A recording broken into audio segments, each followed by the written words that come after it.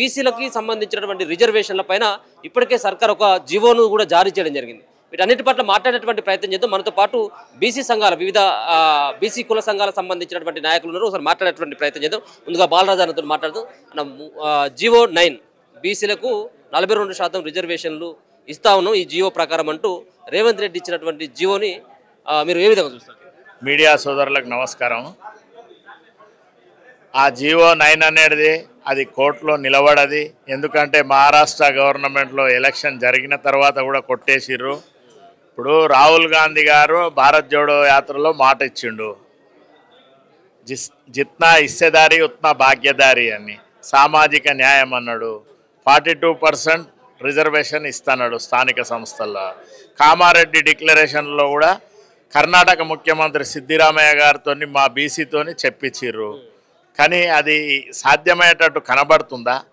జంతర్ మంతర్లో 2 సార్లు ఢిల్లీలో ధర్నా జరిగింది. పార్లమెంట్లో అసలు చర్చనే జరగలేదు. రాహుల్ గాంధీ పార్లమెంట్లో ఎక్కడ చర్చ చేయలేదు. అసలు జంతర్ మంతర్లో జరిగిన మీటింగ్కు అసలు రాహుల్ గాంధీ, మల్లికార్జున ఖర్గే గారు ఏఐసిసి అధ్యక్షులు రాలేదు. అది ఎట్లా సాధ్యమవుతుంది? పార్లమెంట్లో చర్చించి తమిళనాడు తరహా 9 షెడ్యూల్లో చేర్చినప్పుడే అది సాధ్యమవుతుంది. ఇక్కడ జరిగే సాధ్యాలు మీరే చెప్పండి. జరుగుతుందని ఏమన్నా నమ్మకం కనిపిస్తుందా? మీ బీసీ సంఘాల్లో ఉన్నటువంటి వాళ్ళందరూ కూడా ఈ పాల ప్యాకెట్లు అన్ని కూడా పట్టుకొని తిరుగుతున్నటువంటి పరిస్థితి. ఎప్పుడెప్పుడన్నా అభిషేకం చేద్దామని. సో మరి ఈ బీసీ సంఘాల నాయకులకు తెలియదా ఈ జీవో నిలబడుతుందా నిలబడేది అనేది? వాళ్ళు ఏండ్ల సంధి అపూర్వ సోదరులు ఇద్దరే ఉన్నారు. వాళ్ళిద్దరూ కూడా ఒక ఆయన ఒక పార్టీలో ఉండి కాంగ్రెస్ ప్రభుత్వానికి జై కొడతాడు, ఇంకొక ఆయన అయితే జంటగా అంటగాగుతూనే ఉండు కదా. మీకు తెలుసు కదా దాని గురించి మేమేం మాట్లాడతాం. వాళ్ళు కూడా ఇది ఖచ్చితంగా కూడా నిలబడేటువంటి అవకాశం లేదంటారు. అసలు జరిగేది సాధ్యమే లేదు. 42%. మరి ఏంది మరి మీరు బీసీ సంఘాల నాయకులుగా ఏం చేయబోతున్నారు? పార్టీ పరంగా కనుక మళ్ళీ వాళ్ళు రిజర్వేషన్లు ఇచ్చి మేము ఎన్నికలకు వెళ్దామని చెప్పేసి కాంగ్రెస్ పార్టీ భావిస్తే ఏం చేయబోతాం? 60% బడుగు బలహీన వర్గాల ఐకమత్యంగా ఉన్నారు తెలంగాణ రాష్ట్రంలో. ఎస్సీ ఎస్టీలు కలుపుకుంటే 90% మేమే ఉన్నది. ఇంకా సంక్షేమ పథకాలు, రేషన్ కార్డు, పెన్షను అడిగే స్టేజ్లో లేము. మేము సర్దార్ సర్వాయి పాపన్నకు వారసులం. తెలంగాణ రాష్ట్రంలో బీసీలకు రాజ్యాధికారం వచ్చే దిశగా మా చిరంజీవులు సారు, పెద్దలు హైకోర్టు మాజీ చీఫ్ జస్టిస్ ఈశ్వరయ్య గారు, మా దుర్గయ్య అన్న, ఇంతింతమంది పెద్దలు, మాయంబడి బైరు శేఖర్ గారు, ఇంకా బీసీ సమాజం మొత్తము మాయంబడి ఉన్నది. మేము రాజ్యాధికారం గురించి ఫైట్ చేస్తున్నాం కానీ ఏదో సంక్షేమ పథకాలు దాని గురించి దీని గురించి చేస్తలేం. మేము మీరేం చెప్తారు ఈ సంబంధించినటువంటి జీవో గురించి? బీసీ రిజర్వేషన్ల పైన ముఖ్యమంత్రి రేవంత్ రెడ్డి గారు తెలంగాణ రాష్ట్రం రోల్ మోడల్ అని చెప్పారు.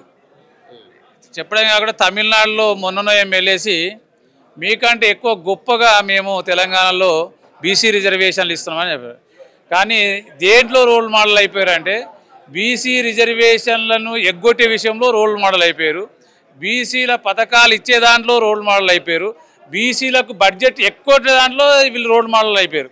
ఎక్కడ కూడా ఎందుకంటే చాలా స్పష్టంగా ఈ జీవో రాకముందే చాలా మా ఐఏఎస్ చిరంజీవులు గారు, మా జస్టిస్ ఈశ్వరయ్య గారు నేషనల్ బీసీ కమిషన్ చైర్మన్గా చేసినటువంటి అనుభవంతో ఈ జీవోలు కానీ డెడికేషన్ కమిషన్ కానీ ఏవి కూడా నిల్వబోవు. ఇవి కోర్టులో కొట్టిపోతాయి. ఖచ్చితంగా మీరు పార్లమెంట్లో చట్టం చేసి 9th షెడ్యూల్లో చేర్చితే తప్పితే ఈ యొక్క బీసీ రిజర్వేషన్ నిలబడదని చెప్పి చాలా స్పష్టంగా చెప్పారు. దాని ప్రకారంగా పార్లమెంటులో చట్టం చేయాల్సినటువంటి రాహుల్ గాంధీ దాదాపు మొన్న ఉపరాష్ట్రపతి ఎన్నికలు జరిగితే 300 మంది అభ్యర్థులు ఉన్నారు. వాళ్ళు ఇండియా కూటమి నుంచి. ఇండియా కూటమిలో ఉన్నటువంటి 300 మంది పార్లమెంటు సభ్యులు ఒక్కరోజన్నా ఈ బీసీ రిజర్వేషన్ల మీద పార్లమెంటులో మాట్లాడలే. ఒక్కరోజు మాట్లాడితే ఈ రిజర్వేషన్లు అమలయ్యాయి. అంటే వీళ్ళకు రిజర్వేషన్లు ఇచ్చేటువంటి చిత్తశుద్ధి లేదు. ఎందుకంటే మన జీవో ఇచ్చి 24 గంటలు కాలే. 24 గంటలు కాకముందే అసలు జీవో ఇవ్వకముందే ఒకరు కోర్టుకు వెళ్తాడు. జీవో ఇచ్చి 24 గంటలు కాకముందే 6 గంటలకు మొన్న సాయంత్రం 6 గంటలకు జీవో ఇస్తే నిన్న పొద్దుగాలనే మా వాళ్ళు సంబరాలు చేశారు, సీట్లు వంచి సంబరాలు చేసి 24 గంటలు కాకముందే అప్పుడే దీని మీద కోర్టుకు వెళ్ళి మాధవరెడ్డి అంటే ఆయన దించారు. అరే బాబు మాధవరెడ్డి, ఒకసారి చెప్తా ఉన్నాం, మా యొక్క బీసీ జనాభాతోటి ఈ రాష్ట్రంలో ఉన్నటువంటి 50% బీసీలు ఓట్లేస్తే మీ రేవంత్ రెడ్డి ముఖ్యమంత్రి అయినటువంటి విషయాన్ని గుర్తుపెట్టుకోండి. ఈ రోజు మీ రాష్ట్ర ప్రభుత్వం నిలబడ్డదంటే బీసీ యొక్క ఓటు బ్యాంకు తోటి అనేది గుర్తుపెట్టుకోండి. ఈ రోజు 80 సంవత్సరాలుగా ఈ తెలంగాణ రాష్ట్రానికి ముఖ్యమంత్రులు మీరు, ఎమ్మెల్యేలు మీరు, ఎంపీలు మీరు, కేంద్ర మంత్రులు మీరు అయినప్పటికీ కూడా కేవలం 42% రిజర్వేషన్, స్థానిక ఎన్నికల రిజర్వేషన్ల కోసం పోతే మీకు ఇంత దడ పుడతా ఉందంటే ఒక్కసారి ఆలోచించండి. బీసీల రిజర్వేషన్ అంటే చాలు పని కట్టుకొని వచ్చి కోర్టులో కేసులు వేశారు. కేసులు వేసిన వాళ్ళు ఎవరో తెలుసు, ఏపిచ్చిన వాళ్ళు ఎవరో తెలుసు. కాకపోతే ఇప్పుడు రాష్ట్రంలో ఉన్నటువంటి బీసీలు అందరూ ఈరోజు గుర్తిస్తున్నారు. ఇంత అన్యాయంగా ఈ రాష్ట్ర ప్రభుత్వం చేస్తూ ఉంది కాబట్టి ఖచ్చితంగా ఈరోజు రాష్ట్రంలో ఉన్నటువంటి కాంగ్రెస్ పార్టీలో ఉన్నటువంటి మంత్రులకు చెప్తా ఉన్నా, శాసనసభ్యులకు చెప్తా ఉన్నా, పార్లమెంట్ సభ్యులకు చెప్తా ఉన్నా, ఇకనైనా మీరు ఒక చిత్తశుద్ధితోటి ఉన్నట్లయితే ఆ యొక్క రాజకీయ పార్టీ జెండాను, కాంగ్రెస్ పార్టీ జెండాను, ఆ యొక్క కండువాను ఆ పార్టీ ఆఫీసులో తగలబెట్టి బయటకు వచ్చి బీసీ ఉద్యమంలో చేరండి. బీసీలకు జనాభా దామాషా ప్రకారం రిజర్వేషన్ కావాలంటే వివిధ రాజకీయ పార్టీలు ఉన్నటువంటి బీజేపీ పార్లమెంటు సభ్యులు కూడా ఈ రోజు ఆ పార్టీ కండువా వదిలేసి ఈ రోజుకైనా 80 సంవత్సరాలు అవుతున్నప్పటికీ కూడా బీసీలను ఇంత అనగదొక్కాలనేటువంటి అధ్యక్షుల హాంబానికి మనం అందరం కూడా ఛాలెంజ్ విసరకపోతే ఇవి రాబోయే రోజుల్లో క్షమించవు మన జాతులని చెప్పి కూడా ఈ సందర్భంగా గుర్తిస్తూ ఖచ్చితంగా 42% రిజర్వేషన్ల పైన కోర్టు స్పష్టంగా చెప్పింది. మీరు ఎన్నికలు కావాలని నిర్ణయించినా ఖచ్చితంగా విచారణ చేపడతామని చెప్పారు. కాబట్టి మీరు ఇచ్చినటువంటి జీవో చెల్లుబాటు కాదు. ఇప్పటికైనా సన్మానాలు, సత్కారాలు, పూజలు చేసేటువంటి నాయకులకి ఈ సందర్భంగా హెచ్చరిస్తా ఉన్నా, ఇప్పటికైనా అవన్నీ గులాంగిరులు మానుకోండి. ఈ యొక్క పూజ, సన్మానాలు, సత్కారాలు మానుకొని బీసీ ఉద్యమం కరెక్ట్ వేలో చేయండి. బీసీల రాజ్యాధికారం ఖచ్చితంగా మరి ఒక అధికారం వస్తుందని చెప్పి ఈ సందర్భంగా ఈ యొక్క రాష్ట్రంలో ఉన్నటువంటి బీసీలందరూ కూడా విజ్ఞప్తి చేస్తా ఉన్నాం. నమస్తే. మీరేం చెప్పదలుచుకున్నారు? ఈ జీవోను హర్షిస్తా ఉన్నారా, వ్యతిరేకిస్తా ఉన్నారా? ఈ జీవో ద్వారా బీసీలకు ఒరిగేది ఏంటి? ఇది జీవో కాదు, అది మట్టి సున్నా, గుండు సున్నది. ఎందుకంటే ఎప్పుడైతే జీవో చేసి వీళ్ళు ఎప్పుడైతే సెంట్రల్ పంపిరో 31C కింద పంపిన తర్వాత అక్కడ రాష్ట్రపతిని ఆమోదమై మళ్ళీ వచ్చి ఇక్కడ అసెంబ్లీలో మళ్ళీ ఒకసారి ఆమోదం పొంది 31B కింద పోవాలని న్యాయ నిపుణులు చెప్తూనే ఉన్నారు. ఎవరిని మభ్య పెట్టడానికి, ఎవరిని మాయ చేయడానికి. నేను ఒకటే చెప్తున్నా, మాధవరెడ్డి అనేవాడికి నిజంగానే రెడ్లు ఓట్లేస్తే ఊర్లో వార్డు మెంబర్ గెలవరు, రెడ్లు ఓట్లేస్తే మండలంలో ఎంపీపీ గారు, రెడ్లు ఓట్లేస్తే ఒక నియోజకవర్గం ఎమ్మెల్యే గారు. మీరు ఏ ధైర్యంతో మాట్లాడుతున్నారు? ఏ ధైర్యంతో బీసీలకు 42% రిజర్వేషన్ ఇస్తే తట్టుకోలేకపోయి కోట్లలో కేసెస్ చేస్తారు కదా. అంటే మా ధైర్యం ఎంతో చూపించాలి, మా తలకి ఎంతో చూపించాలి అన్నట్టు. మీకు రేవంత్ రెడ్డి ఇక్కడ రెడ్డి రాజ్యం నడుపుతుండు, రెడ్డి రాజ్యాంగం అమలు అవుతుంది, నామినేటెడ్ పోస్ట్ మొత్తం రెడ్లకు ఇస్తారు.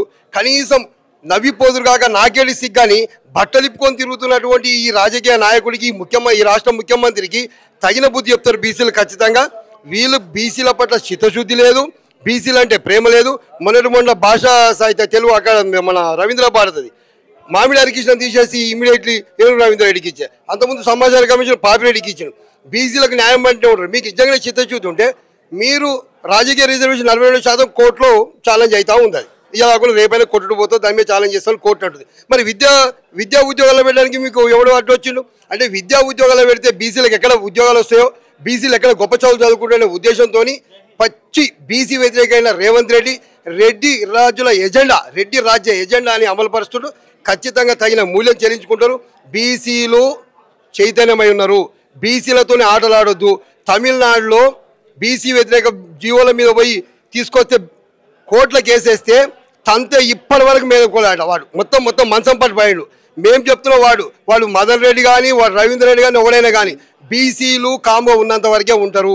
బీసీలు కనుక చిరెత్తిందనుకో, ఒక సాధు గొడ్డుకు సీదర్ రేగితే ఎట్లుంటుందో మీకు తెలుసు బిడ్డ. మళ్ళీ ఊర్లలో పట్టుకొని తనేటట్టు అవుతుంది. ఎందుకంటే ప్రత్యక్ష యుద్ధాలు అవుతాయి. మీకు ఈడబ్ల్యూఎస్ రిజర్వేషన్ వస్తే 56% ఉన్న బీసీలు సంతోషపడ్డారు. పోతు మా వాళ్ళు పేదోళ్ళు ఉంటాయని.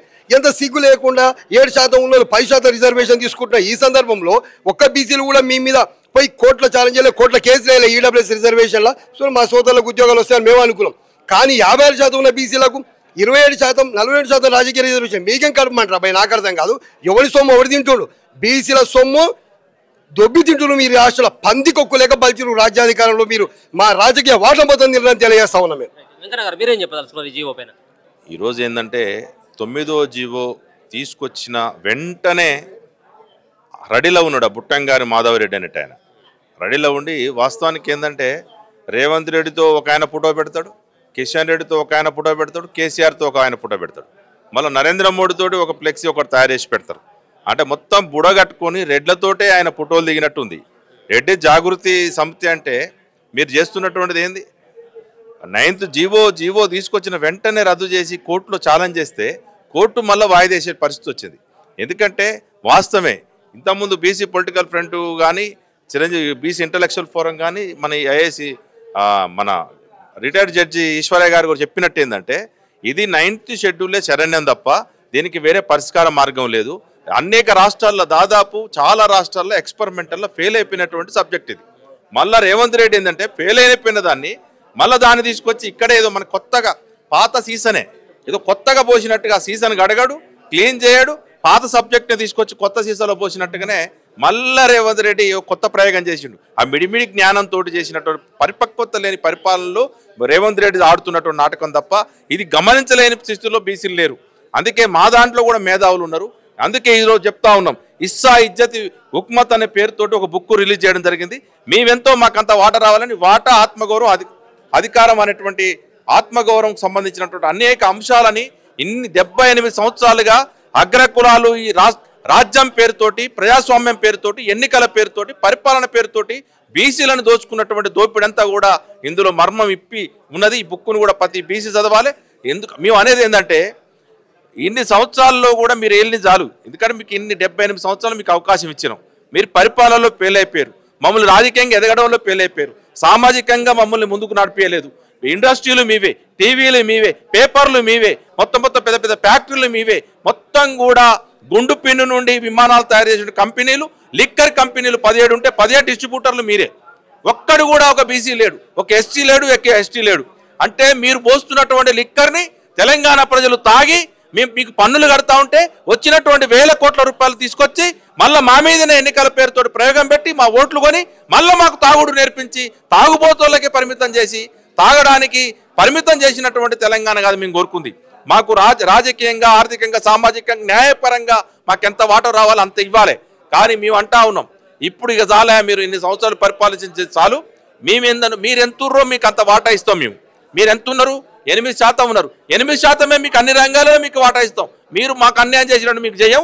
ఇప్పటి నుంచి అగ్రకులాల్లో ఉన్నటువంటి పేదలకు కూడా మీరు ఎంతుర్రో మీకు అంత వాటా ఇచ్చేంత వరకు కూడా మా రాజ్యంలో మీకు సత్యసామలమైనటువంటి పరిపాలన కొనసాగించడానికి చేస్తాం. ఎందుకంటే ఆ నేపథ్యం మాకుంది. సర్దార్ సర్వే పప్పన 378 సంవత్సరాల క్రితమే ఈ ప్రాంతంలో పరిపాలన చేసి గోల్కొండకు రాజై సస్యశ్యామలమైనటువంటి పరిపాలన కొనసాగించిండు. మీ లెక్క దోపిడీలు చేసి సామాజిక న్యాయం పాటించకుండా అనేక ఇబ్బందులు పాలు చేయలేదు. మా నేపథ్యం సాకరైలమ్మ కావచ్చు, దొడ్డి కొమరే కావచ్చు, కొండ లక్ష్మణ బాపూజీ కావచ్చు, షేక్ బందగి కావచ్చు, అదేవిధంగా మొత్తం కూడా మా వీరులు చేసినటువంటి త్యాగాల ఫలితంగానే ఈరోజు మా చైతన్యవంతులైన ఆ విధంగానే మా పరిపాలన కొనసాగుతుందని చెప్పేసి తెలియజేసుకుంటా ఉన్నాం. ప్రత్యేక జీవో ద్వారా 42% రిజర్వేషన్లు అమలు చేస్తామని చెప్పి తెలంగాణ రాష్ట్ర ప్రభుత్వం మరి జీవో తీసుకురావడం జరిగింది. దాన్ని వ్యతిరేకిస్తూ మరి కొంత ఈడబ్ల్యూఎస్కి సంబంధించిన వ్యక్తులు మరి నిన్న కోర్టుకు పోయి దాన్ని ఒక వారం రోజుల పాటు ఆపాలని చెప్పి కూడా కోర్టు మరి తీర్పునివ్వడం, మరి అది ఈరోజు తుమ్మితే ఊడిపోయే ముక్కులాగా మరి 42% రిజర్వేషన్ల అంశం ఈరోజు కోర్టులో ఉన్నది. కాబట్టి మేమేమన్నామంటే ఇప్పుడు ప్రభుత్వమే దీని మీద న్యాయపరంగా కొట్లాడాల్సిన అవసరం ఉంటుంది. ముఖ్యంగా దీనికి శాశ్వత పరిష్కారం ఏంటంటే 9th షెడ్యూల్లో పెడితేనే దీనికి పరిష్కారం ఉంటుందని చెప్పి కూడా ఈ సందర్భంగా మేము రాష్ట్ర ప్రభుత్వాన్ని మరి కోరుతున్నాము. ముఖ్యంగా ఈరోజు 6-7% ఉన్న మరి ఉన్నత వర్గాలకు సంబంధించి ఈడబ్ల్యూఎస్ రిజర్వేషన్లు 10% పెట్టినప్పుడు ఏ బీసీ కూడా మరి కోర్టులకు పోయి దాన్ని అడ్డుకోలేదు. మరి ఈరోజు 56% ఉన్న బీసీలకు సంబంధించిన ఈ జనాభాకు 42% రిజర్వేషన్లు అడుగుతుంటే మరి కోట్లకు పోయి అడ్డుకోవడం కూడా మరి ఉన్నత వర్గాలకు ముఖ్యంగా ఈ రెడ్డి సామాజిక వర్గానికి మంచిది కాదు. ఎందుకంటే మరి మీరు ఉన్నత వర్గాలుగా ఈరోజు ఏ కులం కూడా అడ్డుకుంటలేదు. వైశ్యులు కానీ, బ్రాహ్మణులు కానీ, తర్వాత వెలుమలు కానీ, అదేవిధంగా కమ్మలు కానీ, క్షత్రియులు కానీ ఎవరు కూడా పోతలేరు. మరి ఈరోజు కేవలం రెడ్డి సామాజిక వర్గమే మరి ఈ బీసీలకు వ్యతిరేకంగా కోట్లకు పోయి మరి వీళ్ళ యొక్క అవకాశాలను అడ్డుకోవడం కరెక్ట్ కాదని చెప్పి కూడా ఆ సామాజిక వర్గాలకు మేము విన్నవిస్తున్నాం. ఎందుకంటే ఈ తెలంగాణ సమాజం అనేది మొత్తం కూడా 56-60% మంది బీసీ జనాభా ఉంది. ఇప్పటికీ చట్టసభలకు బీసీలు పోలేదు. స్థానిక సంస్థలలో కూడా చాలా కులాలు తెలంగాణలో ఉన్నాయి. కుమ్మర్లు, చాకర్లు, మంగళ్ళు, కనీసం వార్డు నెంబర్లు కూడా కాలేని పరిస్థితి ఉంది.